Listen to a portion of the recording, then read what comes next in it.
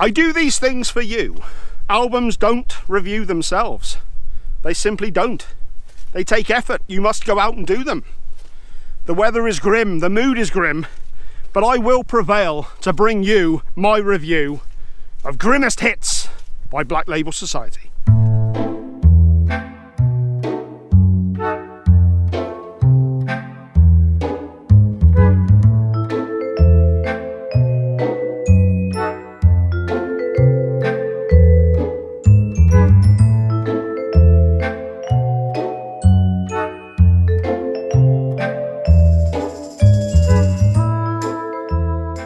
Okay, now in a world of uncertainty where everything is going to shit, it is nice to know that we can always rely on Zakk Wylde. He's the metalhead's older brother that we all look up to, the Viking metal berserker who's always there for us. He's like that, he's a constant in our world, or has been for a long time now. Of course, starting out with Ozzy Osbourne, before doing Pride and Glory, Book of Shadows, and for I think it's probably a good 20 years now, Black Label Society. 98 was it? Sonic Brew came out? I think it was. I could quite easily stay inside and do this review, but if you say you're going to do something, do it. This is the 10th studio album from Black Label, and the first since Catacombs of the Black Vatican, way back in 2014. Since then he's done Book of Shadows 2. He's been doing his Zakk Sabbath tribute stuff, and I mean, the guy doesn't stop. Oh, this is going on. Now, comparisons to Black Sabbath at this stage is pretty much a moot point. I think we all know that Zakk Wylde wears his influences proudly on his sleeve. He doesn't give a fuck, which is one of the reasons we all love the guy so much. I fucking knew it, you motherfucker. I knew it. I fucking knew you would. Machine Head are getting a lot of flack at the moment because they're experimenting with their sound, which I totally applaud, and I think that's an essential thing for an artist to do. However, we also have those artists that we kind of rely on, the Slayers, the AC/DCs, those bands where you buy an album and you pretty much know what you're going to get. And I don't mean that in a bad way. Just sometimes there's a certain sound, there's a certain need that you have for a certain style of music, and only a certain music can do. Oh God, just got another subscriber. I had a feeling this guy would subscribe to me. Zakk Wylde, Black Label Society, I kind of put in that same niche, in that you kind of know what you're going to get, and I don't mean that in a bad way. You're always going to get that. You're always going to get that Black Sabbath influenced riffage. Of course, Zakk's phenomenal guitar playing. That's one thing you know you're always going to get with a Black Label album. I mean, this weather sucks. Not only do you get the Sabbath influenced riffs, there's also that country tinge that he brings to a lot of the songs, the ballads.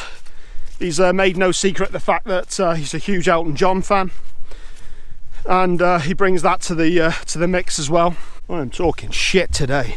One of the things I've always respected about Zakk, I mean, I love guitar music. I like a lot of the shredders,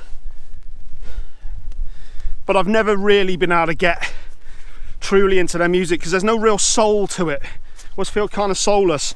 And the thing I love about Zakk Wylde, along with people like Devin Townsend, who's also a ripping guitar player, is despite the fact that they can shred like an absolute demon, they concentrate on song structures and songwriting first and foremost. If the guitar playing has to take a back seat to serve the song, then they'll do it. It's not all about, hey, check out how great I am at guitar. We know it's Zakk Wylde, for God's sake. We know he's a phenomenal guitar player. He's got nothing to prove to anybody. And because of that, he's more than capable of being able to lay back and do a ballad or do a country tinged song and just have a solo that goes along with that. Having said that, there is some great solos on this album. The riffing is what you would expect. I mean, you'd expect no less. That's the thing. That's the thing with Zach and Black Label. You expect a certain thing, and more often than not, that's what you get. The guy delivers. This weather sucks. It truly does. Now, I think you can probably tell from what I'm saying that I enjoyed this album. I enjoyed this album a lot. How can you not? Okay, the album starts out with Trampled Down Below. Bloody hell. Fucking shit. Sucks. The album kicks off with Trampled Down Below, which is the third single, but the first track on the album. Oh, God. Straight away lets you know exactly what it is you're in for the rest of the album.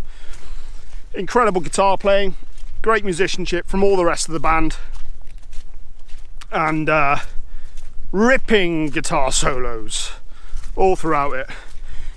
You would of course expect no less from Mr. Wild. Mr. Wild, I'm out here doing this shit. Oh. Second track of the album is Seasons of Falter, and this is the first really great solo on the album. Zach doing his trademark, bloody hell, Zach doing his trademark alternate picking style soloing. Absolutely rips. Oh, there's people. So the lineup for this album is Zach Wild on guitar and vocals, of course, Dario Larina on backup guitar, rhythm guitar I'm guessing. Bass is handled by John DeServio and drums by Jeff Fab. Very strong lineup, I feel. Seems like the band is playing incredibly tightly. I mean, you'd expect nothing else on a Zach album anyway. The guy doesn't set, he's certainly not somebody who takes anything less than full commitment. The energy the guy gives out is just incredible. If only we could all be like that. Oh. Third track is The Betrayal. More hard riffs and great soloing. Fourth song, All That Once Shined.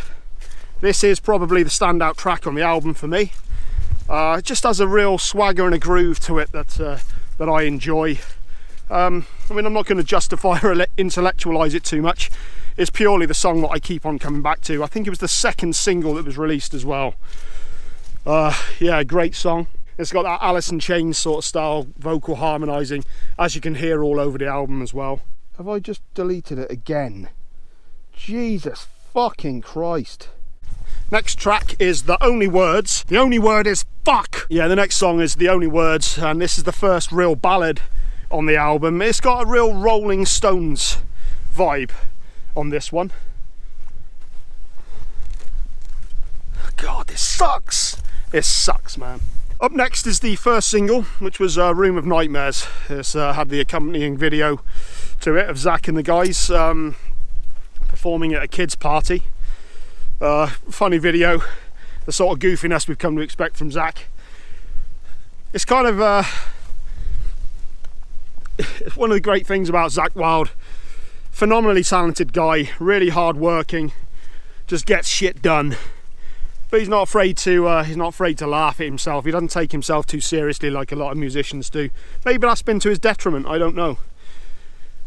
You know, a lot of people who take themselves seriously as artistes, you know, maybe he'd have maybe he'd be bigger than he is, I don't know, but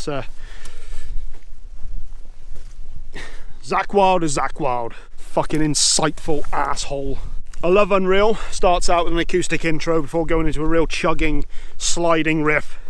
Some great vocals from Zach. His some of his vocals kind of have a almost Paul Weller vibe on him. You've of course got the high-pitched Ozzy Osbourne style.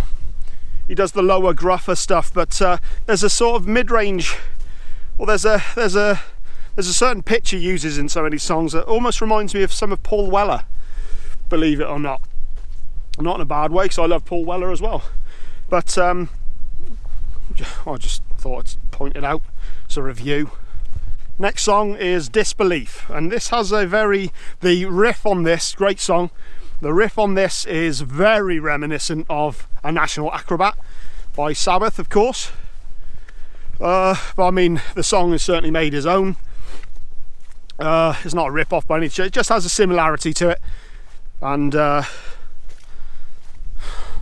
Day That Heaven Had Gone Away, this has got a real Hendrix vibe in both style and tone. The intro, the actual tone of the guitar itself reminds me very much of Little Wing.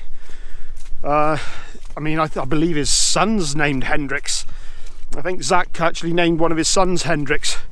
So his love for the guy is for all to see. Next up is Illusions of Peace. In a recent interview, Zach was talking about how there are chord-based songs or chord-based writers, and then there are riff-based songs and riff-based writers.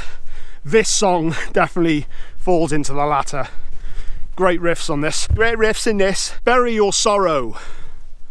War Effect, Black Sabbath style riffs, Alice in Chains style vocal harmonising. What more can you ask for in a song? And the final closing song, which means I can get the fuck home, is Nothing Left to Say. Much more of a country style vibe to this one again. Hint of Beatles, and yet again that Paul Weller style vocal, which works really well. Great performances from everybody on this album. Zakk Wylde in particular. I mean, I think his vocals are really strong. The guy's, I mean, he's just turned 50 or thereabouts, or maybe he's a bit older than that now, I'm not sure, but the guy's in his 50s, still looks like a savage, still writing great songs. Like I said, concentrating on actual songwriting as opposed to just showing off how many notes he can pull off in a second. In terms of a score, I'd give this an 8 out of 10. It's always nice to hear another Black Label album. It's one of those familiar, it's one of those constants in the world. Something you can go back to. You can always rely on a Black Label album. This has been a difficult one today. It's been difficult to concentrate in this god awful weather, but I'm determined to get these done. I'm determined to churn these out at an alarmingly poor rate. Why am I out here doing this? Because I've got nothing else in my life. Only half joking. Right, I think with that I'm done. Oh, this sucks. This absolutely sucks. This fucking sucks. This is bullshit. Bullshit, bullshit, fucking bullshit. It's foggy as fuck. Fuck this shit. Fuck this. I'm going home.